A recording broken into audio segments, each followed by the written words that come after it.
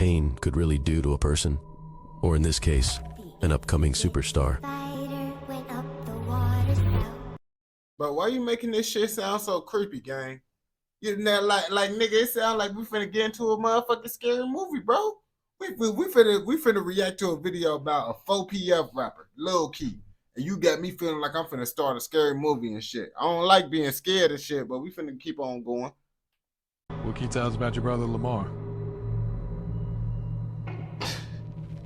Down came the rain and washed the spider out. What's funny, nigga? I shoot you on your shit, yeah, Rich Queen. Yeah, I'm talking to you, Rich Queen. I shoot you on your shit, boy. In this video, we're going to be covering Lil Key and his career thus far. Don't tell me lies, bro. Don't tell me lies. Bro, it's crazy how music can change the whole vibe of shit, because we react to all these motherfucking videos of these rappers. And this shit got me a little bit creeped out, bro. Like, you feel me, bro? Stop trying to make this nigga scary, bro. Damn.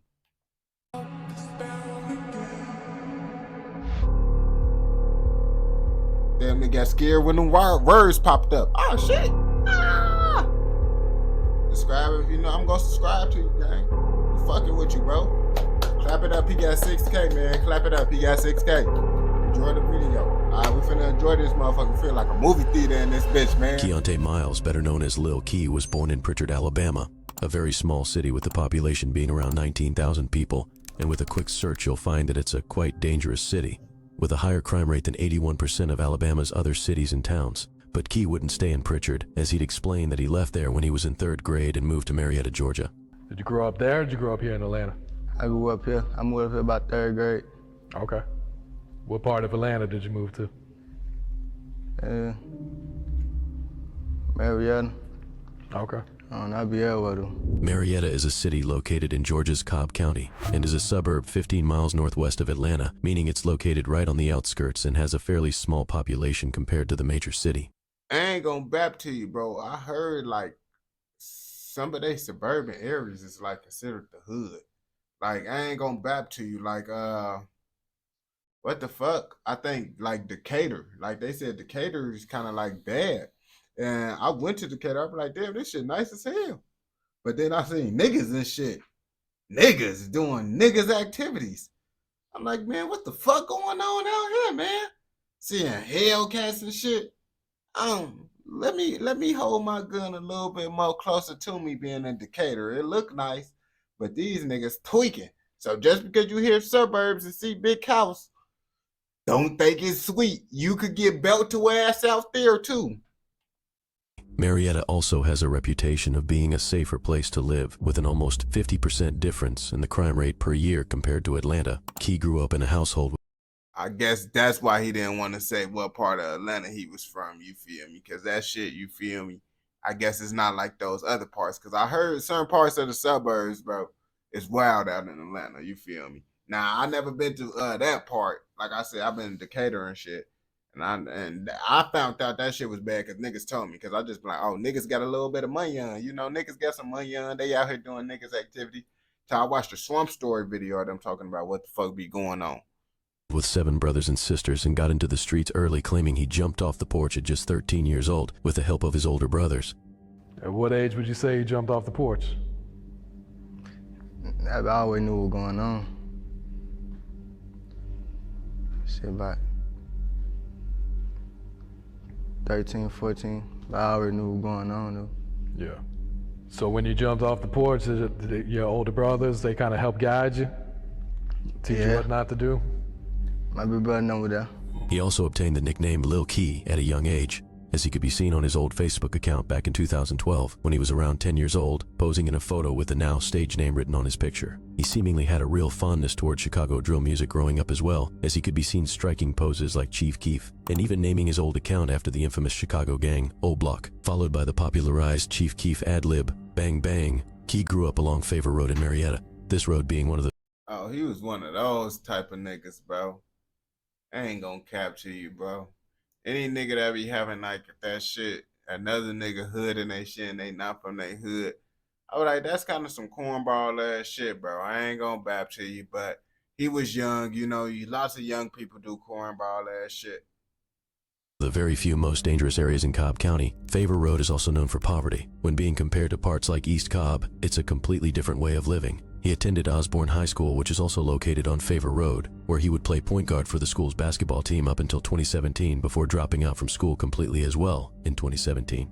Playing his last game in February of that year, he eventually spoke about this on his song, I Hate Pain, where he states that he dropped out in 9th grade because he couldn't pass due to his teachers hating on him, also stating that he never went to class and was more frequently on police chases, showing that even as a kid. Nigga said the teachers hated on him. Nigga, your ass was just retarded in that bitch, bro. They wasn't fucking with your slow ass, bro. Then he said, I wasn't going to school, though. That's another reason. They thought your ass was slow and you wasn't even trying to learn how to get smarter. So that's why they wasn't fucking with you. You talking about hating on you. Kid growing up, he always had one foot in the streets. Growing up in the dangerous area whilst in poverty would make the streets become Key's way of life. A sad story that we see every day in young men coming out of the trenches in any city. Key would eventually become a part of the payroll clique, also known as K4T or Kill for Tana, at a young age that consists of different sets, but most notably they consisted of friends and brothers that grew up together. Or at least at first they did. But we'll get deeper into that topic later in the video, as it's a very important part of his story. For now we have to look at what actually started this story, or more specifically, what started Lil Key's music career and how he blew up seemingly overnight, causing a string of events that led to the outcome we see today. While he got into the streets at a young age, it wouldn't be till later in his life that Key started making music. He would say that music came natural to him, and his big brother Meech helped him write some of his early songs. It was slick natural, but my other big brother would help me, Meech. Yeah. He would help me write that shit. He wouldn't be wrong about music coming natural to him though, because Key's music career was a real quick success as he would release his first song in November 2019 titled Swing My Way, which currently sits at 194,000 views. He would also release another song in 2019 titled Make It Out, where he speaks about wanting to make it out of his current situation and get rich to take care of. I ain't gonna bap to you. I only heard motherfucking one song by Lil Key. But I ain't gonna lie, I don't really be in tune with what the fuck motherfuckers be having going on. Like, I really find out lots of my information through these motherfucking, these videos. Of his family. He would state in this song, Lil Bam died, my girl came, everything changed, referring to his cousin Bam in Alabama who passed away. This tragic loss being a very important part of Key's story, because months before he started making music on January 5th, 2019, Pritchard, Alabama police responded to 521 East Elm Street in reports of a man being shot. Upon arrival, officers observed a black male victim on the ground with gunshot wounds. This man would later be identified as Antrell Nichols, also known as Bam, Lil Key's cousin. Bam would be treated by EMS personnel when he would soon be pronounced deceased on the scene. News reporting on this incident showed a chaotic scene, with family members yelling and crying loudly, with crowds forming around the caution tape, and fights even breaking out right next to the crime scene. The screaming and fighting eventually ceased, but no information was released about the victim or a possible motive in today's homicide. Key would later explain that this tragic loss was the one that made him start doing music in the first place to try and keep his cousin's name alive. I found out my cousin died in Alabama. I just want to try to keep his name out there. Cause he got a little brother too. I be talking to his little brother. Trying to make him keep his head up, you know.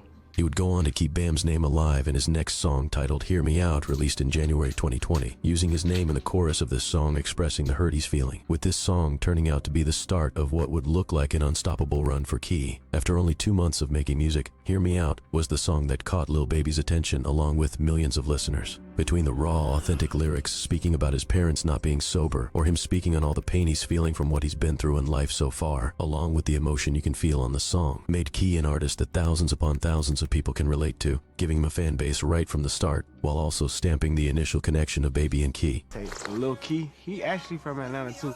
Young dude, like 17 years old. He goes crazy. I'm listening to him too on a daily. Key would later talk about this song and what came from it, saying that he had no idea it would be a success, and explains how the song was initially took down due to copyright, along with him not having any knowledge of the music industry. It was like a couple months after I started rapping.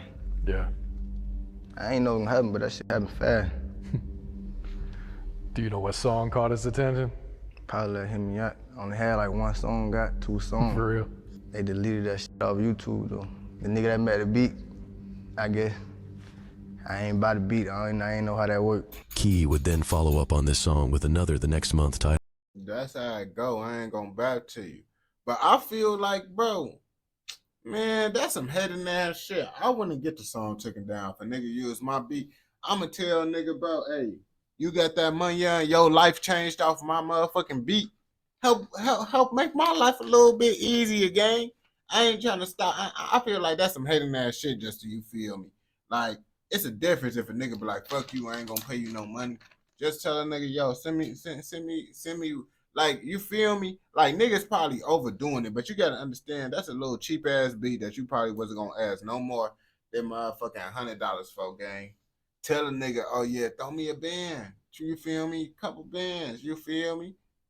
That's that. You made way more than what you would have got for the beat originally. And folks, you know, he up now. You feel me? But niggas don't look at it like that. Niggas want to be on that greedy shit. Titled Sacrifice, which also caught Baby's attention, leading him to hop on Twitter and tweet how good the song is. After discovering this raw talent, Lil Baby would start to be seen listening to Key on multiple occasions while continuously expressing how good his music is, mainly on his Instagram, with millions of followers seemingly giving Key's music to his audience to hear before eventually taking the next step and bringing him along on the team. On April 17th, 2020, Key's life would change drastically when Lil Baby would be seen inside of his home with a 4PF chain and stacks of money laid out in front of him on the table. This would be the day Baby signed Key to his 4PF label, placing the label chain around Key's neck while his unreleased song titled Carousel, which today is at almost 2 million views, is playing in the background as a message to let everyone know he's coming strong in the music industry and to celebrate his life finally changing financially, with hundreds of fans reacting to this chaining day with requests that Key drops this unreleased song that was heard in the video, really showing that even before the label, Key grew a raw, organic fan base really quickly, which would eventually help him in the long run. After signing, Key would start to be seen in studio sessions with Baby out of town, as well as opening and experiencing sold-out shows with him. Man, my boy going real deal noodles. Back in set field, man. Don't play with us. Don't play with us. He would start to be around other artists, like Polo G, and frequently with the 4PF crew. He would also start to be seen wearing $1,000 outfits, and with more artillery than ever. He released his first single under the 4PF label titled By Myself, which is almost at 3 million views today, receiving great feedback from this song, with fans telling him that his career was about to take off, and rightfully so, because it was certainly looking that way. At this point, everything Key put out was on fire around Atlanta and Georgia in general, reaching out to the rest of the states mainly after he got signed, and it seemed like all he needed now was a smash hit that'll change his status in the music industry and eventually even reevaluate his contract for a better deal. But that's when things took a turn for the worse. Damn.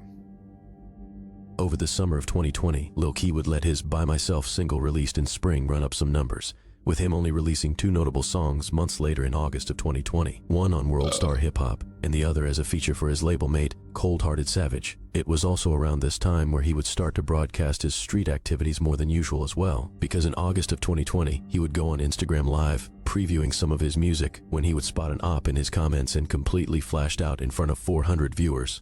Funny, I shoot you in your shit. Yeah, Rich Quinn. Yeah, I'm talking to you, Rich Quinn. I shoot you in your shit, boy. Why is he doing that shit on live, bro? Like, I ain't gonna cap to you. Like, and then say if you actually do go shoot him, then your ass is going to jail. You was going to jail because your ass said you're gonna shoot him, then you actually went to go shoot him, bro. So, like, I don't understand why niggas do that shit, bro. I ain't gonna cap to you. All that shit, bro, just gonna get your ass an easy ticket in jail. I ain't gonna cap to you. Lame ass on my Instagram. I'm on that, boy. I'm gonna shoot you on your shit when I catch you. Then suddenly, a month later, on September 13th, 2020 at 2 a.m., officers were dispatched to reports of shots fired off Belmead Court in Marietta. When officers arrived on the scene, they located a 23-year-old man lying in his bed with several gunshot wounds and pronounced the man deceased on the scene. This 23-year-old man being Lamar Miles, also known as Mar, Lil Key's older brother. Evidence suggested that the bullets came from outside the house, and reports show that a 22-year-old woman, who was allegedly Lamar's girlfriend, was also grazed in the arm by a bullet and refused to be transported to a hospital, and this case still remains unsolved to this day. The tragic loss was followed by an obituary that states Lamar was survived by his 2 parents, his son Jamar, his girlfriend, brothers, sisters, cousins, grandparents, and more extended family. Now, I want to be clear, the alleged reasoning behind this specific homicide is a sensitive topic and is strictly based off rumors from the streets, with none of these things being proven true as of today, and all info was taken from publicly available sources. But the fact is, theories exist and things were said publicly, so I'm doing my best to report on it while using the word allegedly very heavily. Key and his It must gotta be some bullshit that he finna say. That's why he gotta add that shit on. He gotta add that shit, because if he didn't, niggas gonna get on his ass if it's cap. Brother Lamar are both affiliated with the Payroll Clique, a gang located along Favor Road where they both grew up and was created long before he started rapping. This clique is also known as K4T or Kill for Tana, which consists of multiple sets in one forming a whole. Payroll K4T are beefing with a set called the Mucho Babies, also known as MOB. This set being a group of sex, money, murder bloods formed in the South Cobb area, mainly the Whispering Glen neighborhood on Hopkins Road, which is 13 minutes away from Payroll, along with sections in Smyrna and Austell, Georgia as well. The Mucho Babies also have a younger generation hybrid of their clique who goes by Hop Out Gang, or HOG. This younger generation operates on Hopkins Road as well, located in Powder Springs, Georgia, with all of these different locations being only 10 to 20 minutes away from each other, and all located in Cobb County. Hop Out Gang is notoriously responsible for the shooting that took place at McEachern High School in Powder Springs earlier this year on February 1st, when video footage would surface of a brief altercation between multiple people in a school parking lot, when shots would fly from both directions as the students scatter from the area. They're trying to jump my... You're right. Holding each other's straps. Damn, he got to blowing at their ass for jumping. I was finna say, man, why the fuck is you shooting at a school, gang? Your ass easy way to go to jail. But niggas is trying to jump you. But come on, bro. I ain't gonna cap to you. Certain situations, bro, I just run. Like, cause I know I'm gonna go to jail if I do that shit. Like, I damn near just run, bro. Just because I know if I pop you, gang, I'm gonna go to jail, bro. We at school, bro. We going to jail. I'm going to jail. This incident left 2 young men shot in the arm and leg who did not attend this high school, with one of the victims even being charged for possession of a weapon on school property, as well as loitering on school property, even though he was wounded that day. The 2 teens that were arrested for this shooting itself were indeed students at this school, one being 17 years old and the other being 16. These 2 teens are also alleged Hop Out Gang members. But the beef between Payroll and the original set Mucho Babies goes back as far as 2018, where on April 27, 2018, at approximately 6:22 p.m., officers were dispatched to a parking lot on 1750 Bells Ferry Road in...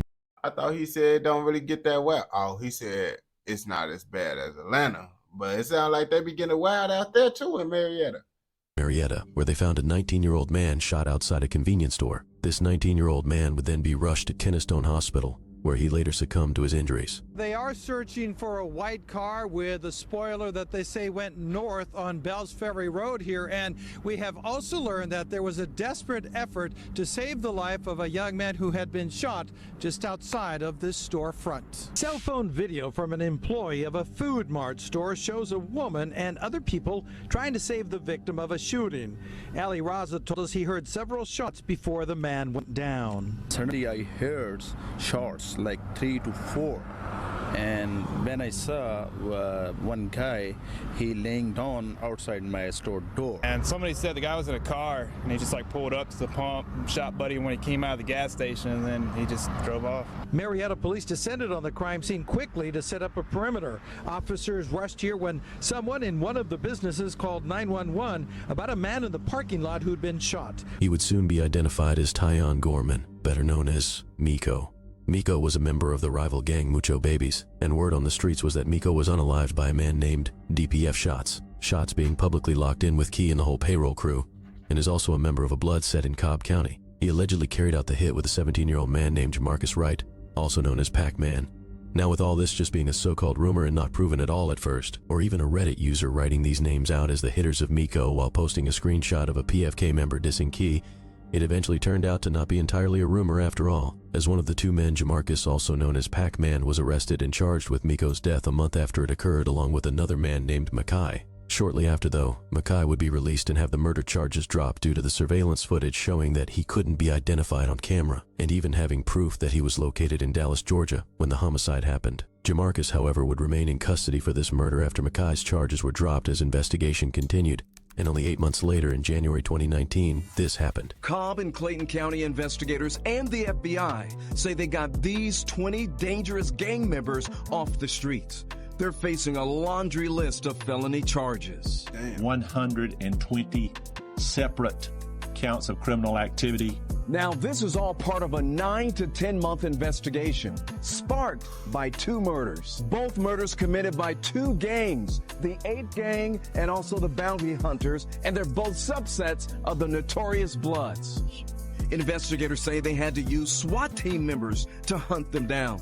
Officers say for these gang members, violence, intimidation, and destroying families is their trademark. Murder, home invasion, ag assaults, armed robbery, and weapons and drugs charges as well. Ain't that's what most gangs? Come on now, like y'all. This nigga that's making this video acting like that's what most gangs get charged for when they get caught. This multi-agency task force say they are absolutely committed to putting the squeeze on gangs in Metro Atlanta.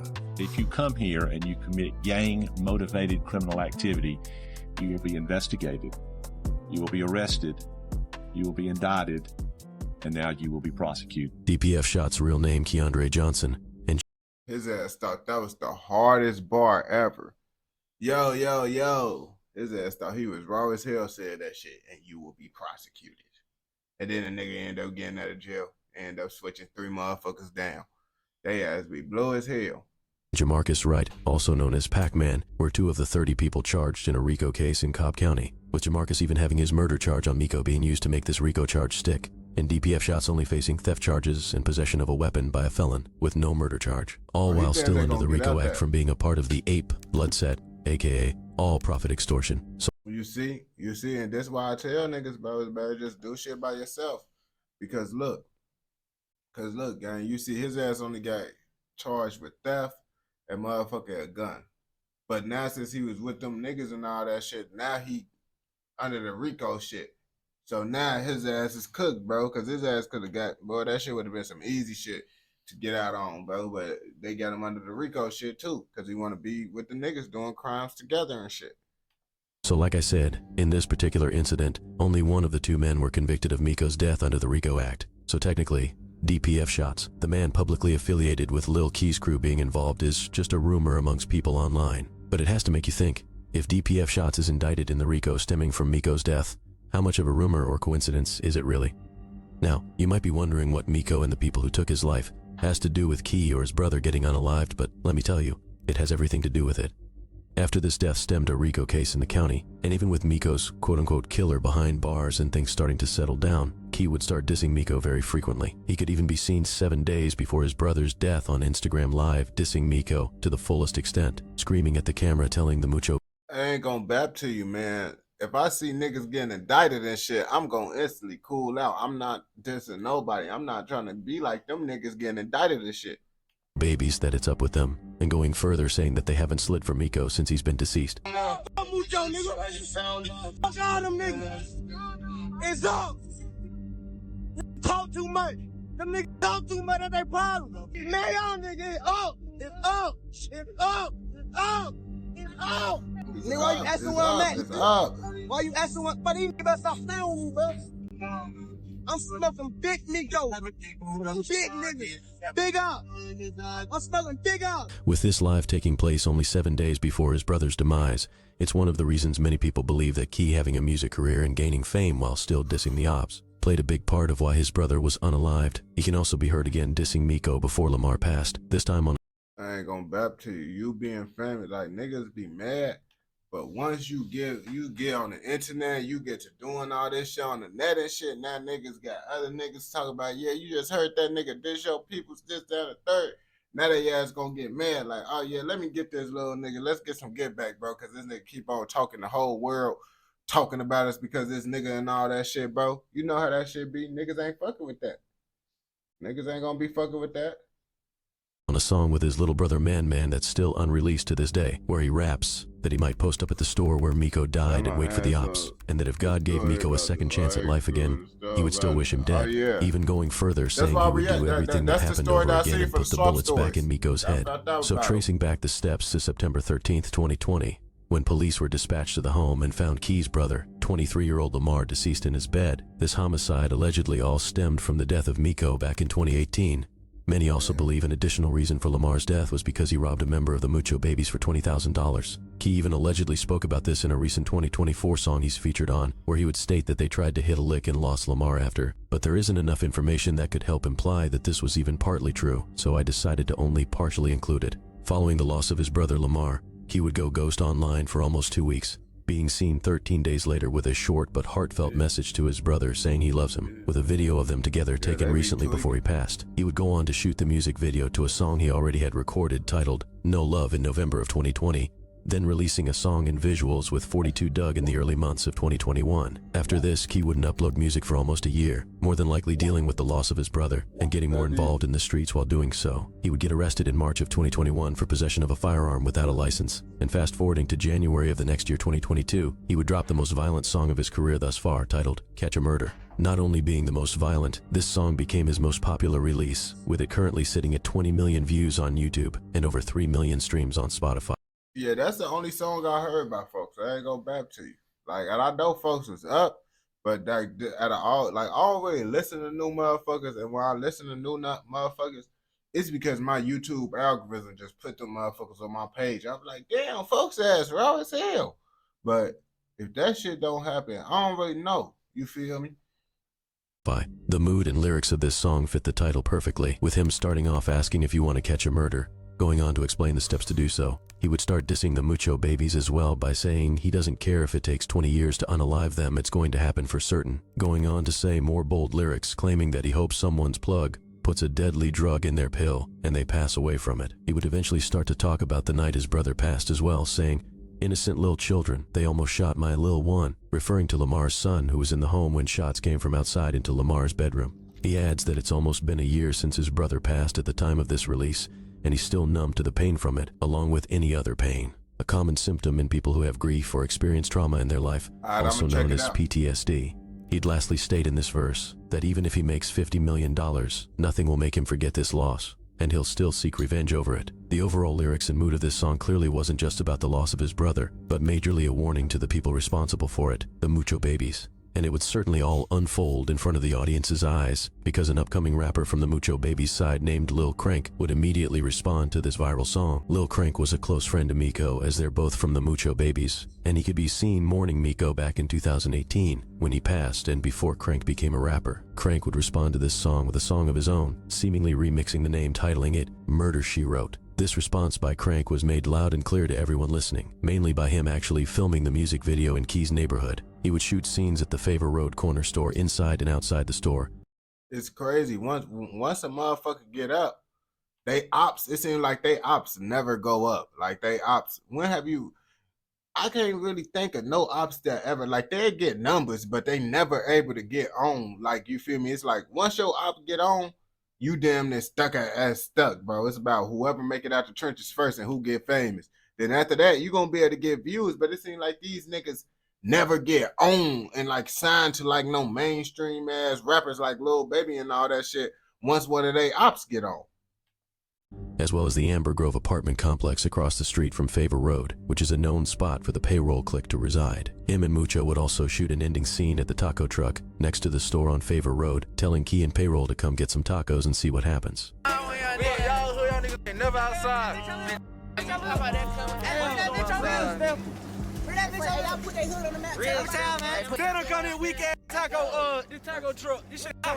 Aside from the scenery being a very bold choice, damn, he said why they have to diss the taco truck, man? They said the weak ass taco truck.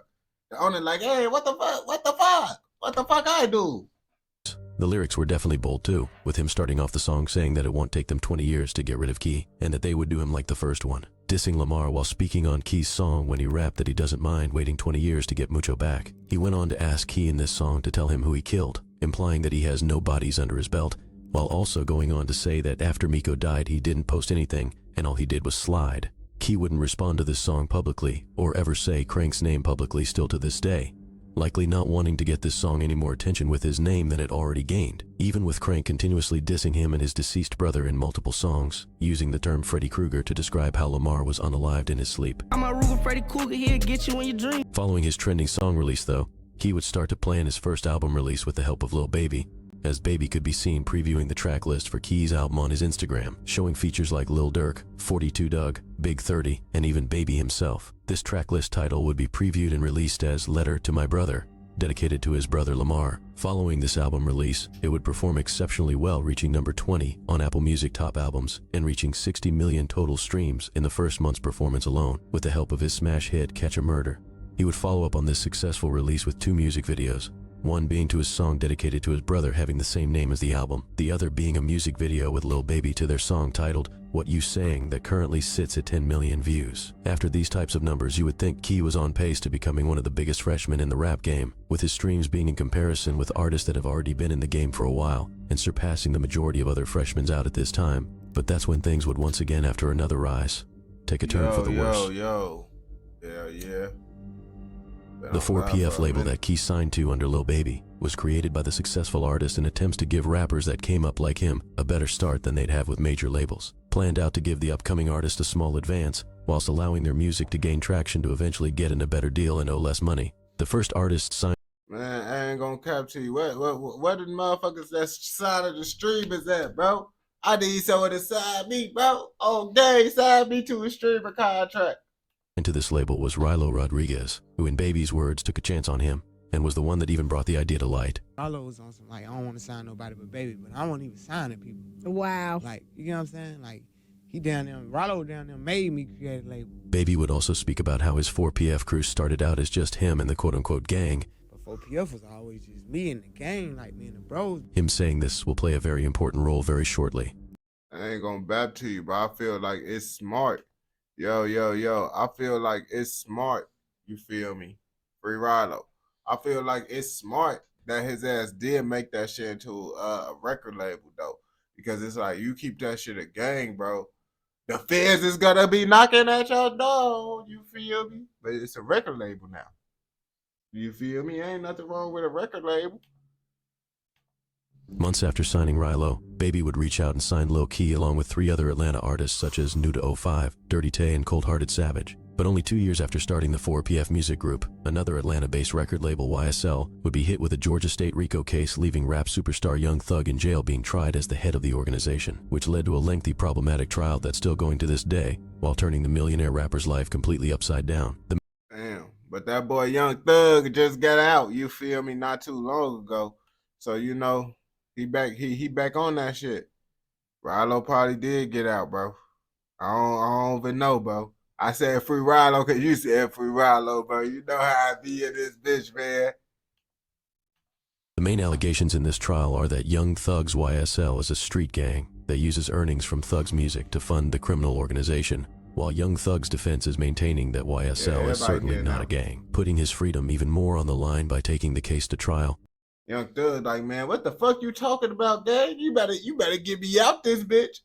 You better get me out this bitch, gang. Young Thug like, hey, bro, what the fuck they doing? Now for Baby, Young Thug is one of his closest friends even before he fully got into music, with them being locked in from the streets of Atlanta years prior. But Baby wouldn't have much time to feel sad for Thug or just watch from the sideline, because only 2 days after YSL's May 9th takedown, the Georgia Investigation Bureau would have a document leaked showing the list of criminal street gangs that are under investigation in Atlanta. These said gangs included the already indicted YSL, and to an almost certainly heart-dropping discovery for Baby, the list also included his 4PF or 4 Pockets full label as a... Damn. You see? But at least he made it as a rap label so he could say, you feel me? That's what I'm saying. The feds be already trying to add shit on niggas. You feel me? You better make that shit a label. Street gang. Not only did the feds have 4PF on paper, there were also several deadly events taking place in Atlanta involving Baby's own artists. Like on April 28, 2022, which is only 2 weeks prior to the document leak, 4PF artist Cold Hearted Savage would be performing at a nightclub in LaGrange, Georgia, when a member in his crew, later identified as Nasir Calvin, was shot in the head during a drive-by shooting outside of the club. Nasir was driven an hour away to Grady Hospital, where he later passed away. Atlanta police say, damn, an hour away? That's a long-ass time to get a nigga to a hospital. Like, damn. Someone drove a gunshot victim to Grady Hospital over an hour from away in LaGrange, that victim not surviving. Atlanta police have now confirmed the shooting happened on Lafayette Parkway overnight Saturday into Sunday. The victim is an 18-year-old man. Now, we're told he had been in LaGrange with musical performers Cold Hearted Savage and others. They were performing at Club True. Police say cold-hearted savages employed by the 4PF music label, which is reportedly associated with criminal street gangs in Atlanta. So not only was his artist being named in the headline of a shooting, the media started connecting 4PF to any street activities the artists are in, seemingly painting the picture.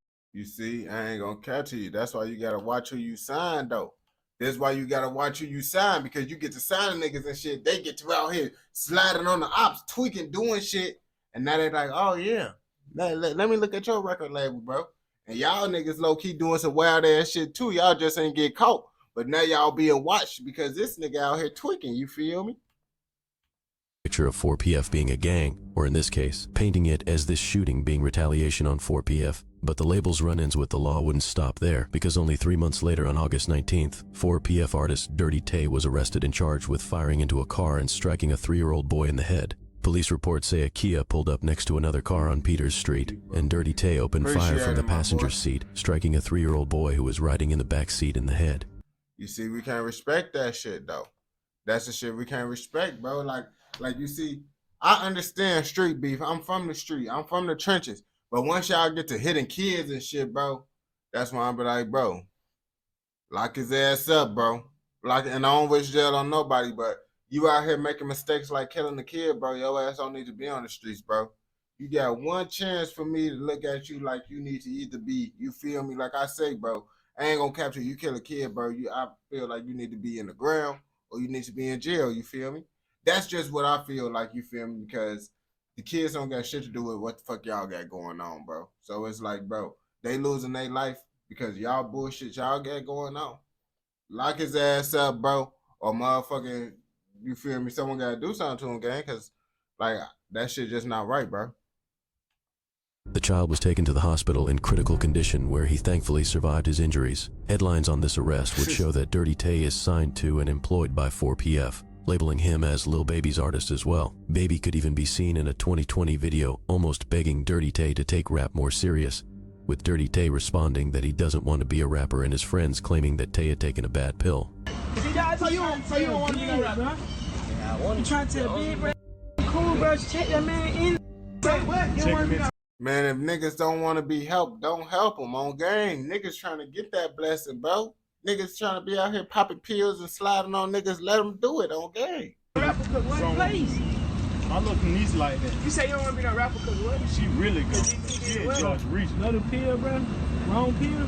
I'm telling you, you need to go to a doctor. Get it on, bro. So things certainly weren't looking too good for Baby, or his label. From being named as a gang under investigation by the feds after seeing Young Thug be indicted for the same charge, to half of his artists making the news connecting the label to street activities publicly, all in the span of 3 months. But even with all this negative attention, Key wouldn't make the label look any better. He would start to be seen more frequently on Instagram Live, giving off real dark energy, or more specifically, energy that he wanted to kill, going against his post made months before, claiming that he was no longer speaking about any negativity. He started to be seen often wearing masks, gloves, and even equipped with weapons that have shell catchers on them. He got on live one night, in the following months of the 2 arrests, where he's seen previewing music while flexing. Nigga, why you doing this shit, gang? Why? Why are you doing this shit, my boy? Because like, if you actually out here doing this shit, your ass is going to jail. Now you just gave them video proof of the guns you use and all types of shit, bro. That's why I be like, I don't understand these niggas, bro. Niggas do shit for validation, bro. They do this shit to get cool points from another nigga, bro. Like, for real. They literally risking their freedom just to get cool points. Submachine guns. He would then spot a op in the comments being disrespectful and discrediting his rank in the streets, which led him to describe to his ops and the viewers the things that he's really been doing lately. This nigga not like that. Nigga, we just let your hood took a picture at your mailbox. Shut the f up. You ain't never walking on by the porch, knock on their door and blow their shit down. Shut the f up. You can't tell me nothing. Alright, let me go one more time. Hey, no auto-tune. We take pictures in your hood like we from in Glen. We take your door like what you saying. Appreciate the $5, my boy. Much love in this bit. In the hood. We take pictures in your hood like we from the Glen. Soon after this live, Key would take to his story a picture of a firearm with a twin drum magazine that holds 100 rounds, stating that he loves his gun, followed up by a picture of a $50 bill covered in a red substance, which many believe to be blood. These two posts also left many to believe that Key was implying he just got out of a shootout, even making it to the Atlanta Reddit page, with one Redditor reacting to it saying that Key should be following Lil Baby's footsteps to get rich and leave the streets behind. Another Redditor would reply to this comment saying that they understand why Key is the way he is, despite having so much opportunity in front of him, that losing a brother, especially in the way he did, leaves people with pain and trauma, which often leads to seeking revenge and not worrying about any important parts of life. And sadly, it would be this pain that stripped Key of arguably the greatest opportunity of his life thus far. Key released a music video to another song off his album titled Feelings Everywhere in the same summer of 2022, which would turn out to be the last song he would release for the 4PF label, or any label at all, as Lil Baby in early January 2023 would end his 4PF label and replace it in a partnership with Motown Records, rebranding the name to CBFW, or Can't Be F***ed With. With the launch of this new label, he re-signed Rilo Rodriguez publicly the first day, keeping the promise he made to him when he originally signed years prior. But what would this mean for Key and the other artists? Well, with nearly half his artists getting headlines in the news, and especially the Rico talk.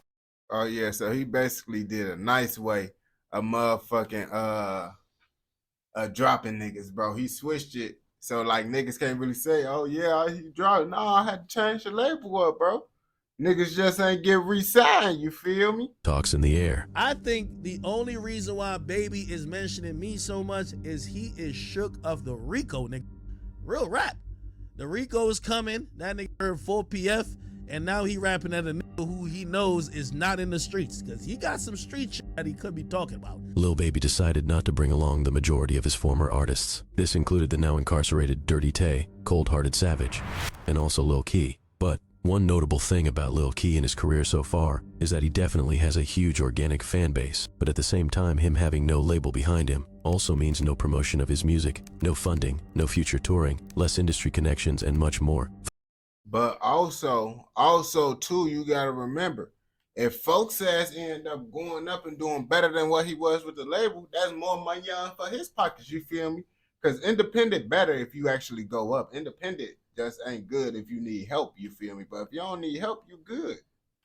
For the music side of things, Key definitely didn't give up music after his release. He went on to drop a mixtape in March of 2023, which included features like ESTG, Rilo, and Nuda 05. This tape was released on YouTube, and 5 of the 11 songs from the tape hit over 1 million views on just the audios alone, really showing the authentic fan base that he has, just like the day he was initially signed to the label, and how that initial authentic connection that fans had to his music would eventually help him in the long run, which it certainly has. Every feature Key's been on since leaving 4PF does 100,000 views on average. He started doing lots of features this past year as one of his ways to make money from his music independently, with majority of these features being for local artists, and all still doing exceptionally well numbers with him on the song. But the release from the label surely wouldn't lead him to strictly focus on music, because he's now seemingly more involved in the streets than ever. He was seen earlier this year at the store where it's kinda, you feel me?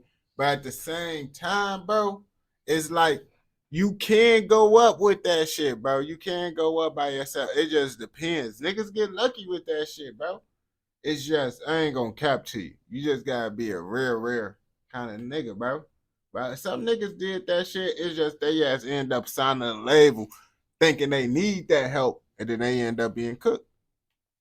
Miko Like died, Youngboy. trolling and reenacting the scene of his demise, also being seen on Instagram posted on his block with guns in his hands, and even posting an op on his story claiming that he's smoking on him before the man is even deceased, seemingly letting everyone know that soon the man will be dead. This behavior would make his fans start to question why he's doing this and why he can't just focus on music, with the same answer eventually coming back again and again, that the loss of his brother changed everything for Key. This type of situation hits different for fans that sat and watched the whole thing happen, because with many knowing how great Key's music is, it can be hard to understand why he is basically still 10 toes in the streets. He would even rap on a recent feature release titled Slime Status that he was 18 when he went on a drill, and even though he signed a deal, he still loves the street life. On this same verse, he'd continue dissing Miko again, saying that he heard the story of how he died, and sent a hit making his lil bro slide. But the public display of street and gang activity wouldn't stop there, because just 8 months ago in January, a Mucho Babies member named J5 passed away in a car accident. Following his passing, Key went live again on Instagram, where he can be seen listening to Youngboy while getting highly disrespectful towards J5 and the Mucho Babies. Pussy got hit on with that stick, he come do shit. J5. Smoking J5. You know it. Done told on my blunt. Done know which on. Hold on one time. Smoke on J5, yeah, you know it. Yeah. J5, bitch. Dead ass nigga. Key even liked J5's last Instagram post, tweaking on trolling that his ops live. again and again, seemingly getting joy and enthusiasm from them passing away. Ultimately, Key gave up the rap star industry life to live more of a street life, it seems, which is sad to see when he has a huge fan base and makes great music. But from him going live injured in hospitals, to him appearing with casts on his hand implying he was likely in a shootout, all while his most recent songs are combined for millions of views, it seems as if his mind is still trying to juggle music and the streets at once, which very often leads to one of two things: jail or death. And from the outside looking in, you can only have opinions, of course.